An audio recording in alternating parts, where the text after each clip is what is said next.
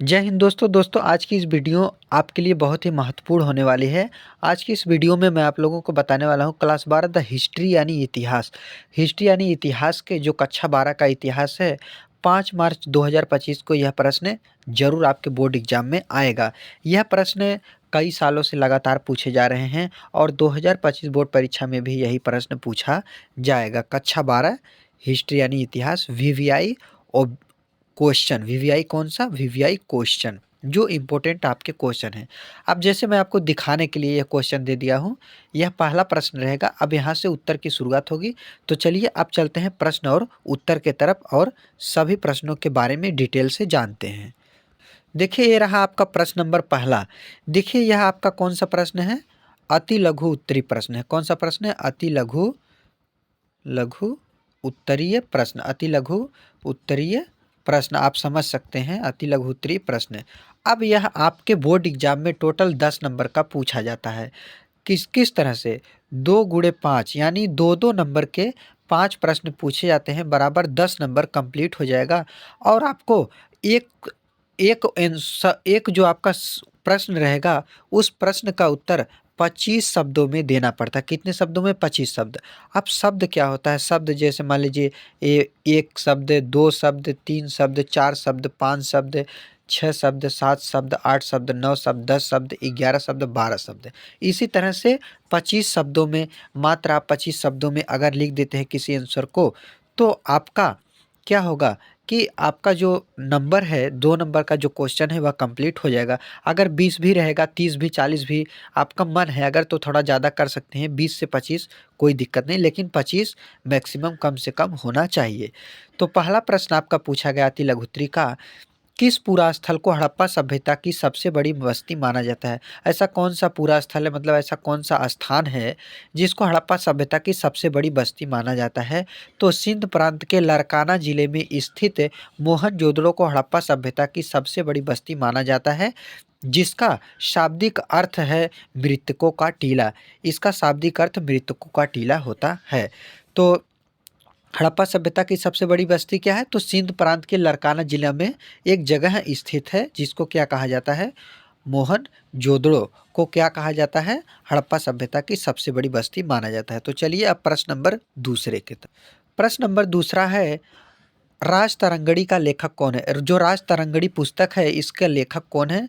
उत्तर में लिखेंगे राज तरंगिणी का लेखक अल्हड़ है। कौन है? अल्हड़ है।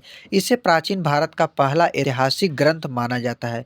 यह जो प्राचीन भारत है, इसका पहला ऐतिहासिक ग्रंथ माना जाता है। ऐतिहासिक मतलब जो भी ज़्यादा चीज़ें प्राचीन में कही गई हों, बताई गई हों, वह किस में मिलता है? तो वह राज तरंगिणी में मिलता है। संस्कृत भाषा में लिखी इस ग्रंथ की विषय वस्तु कश्मीर का इतिहास है। अब यह संस्कृत भाषा में लिखी गई है, इसमें ज़्यादातर किसके? कश्मीर के इतिहास का चर्चा किया गया है। तो प्रश्न नंबर दूसरा भी कंप्लीट हो गया। चलिए प्रश्न नंबर तीसरे। प्रश्न नंबर तीसरा है, तीसरा क्या है? अभिलेख किसे कहते हैं? अभिलेख क्या होता है? देखिए, पत्थर, धातु, मिट्टी या अन्य सतहों पर लिखे गए ऐतिहासिक संदेशों को अभिलेख कहते हैं। भारत में सबसे पहले अभिलेख लिखने की शुरुआत सम्राट अशोक ने किया था।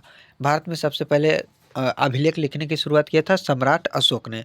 अब जैसे मान लीजिए कोई पत्थर है, पत्थर में क्या होता है? कोई चीज़ लिख दिया जाए, पत्थर में लिख दिया जाए, दीवार में लिख दिया जाए, कहीं गुफा में लिख दिया जाए, तो किसी चीज़ पर अगर छे काट काट कर लिख दिया जाता है, तो उसी को हम क्या कहते हैं? अभिलेख कहते हैं। जैसे मान लीजिए एक मिट्टी का क्या हो, एक मिट्टी का गगरी हो, घड़ा हो, इस तरह से उस पर कोई चीज़ अगर लिख दिया जाए, तो वह क्या होगा? वह मिट्टी का अभिलेख होगा, मतलब उसे भी अभिलेख कहेंगे। तो वह मिट्टी का होगा।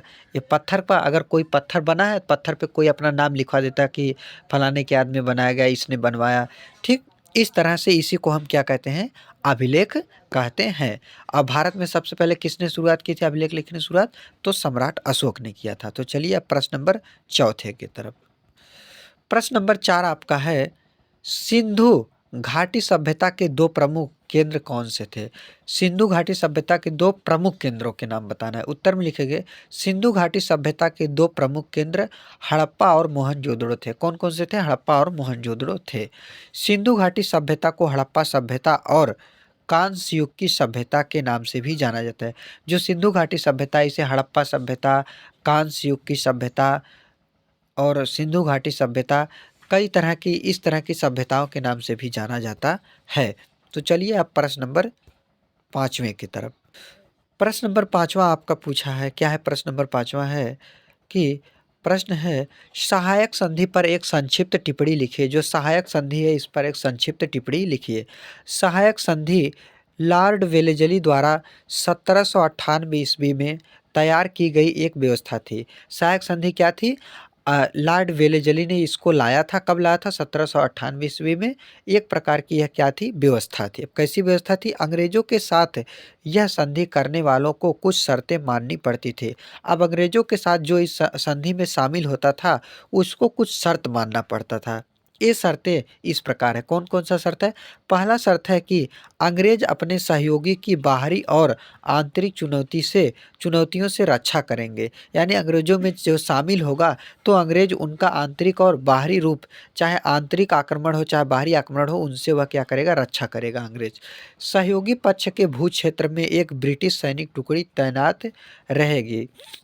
अब सहयोगी पक्ष के क्षेत्र, जिसका सहयोग करना है, उसमें वह अपने सेना को क्या करेगा? उतार देगा। एक सेना पार्टी अपना उतार देगा कि ताकि कोई समस्या ना हो। तो ये रहा आपका सहायक संधि। अब आपका ये हो गया कौन सा प्रश्न है? अति लघु उत्तरी प्रश्न है, जो 10 नंबर बिल्कुल पक्का यहाँ से हो गया। तो दोस्तों, अभी मैं आगे भी आपको बताऊंगा। इससे पहले अगर आपको वीडियो पसंद आया हो तो चैनल को सब्सक्राइब कर दीजिएगा, वीडियो को लाइक कर दीजिएगा, शेयर कमेंट जरूर कीजिएगा, क्योंकि आने वाली सबसे पहले वीडियो आपको ही मिले।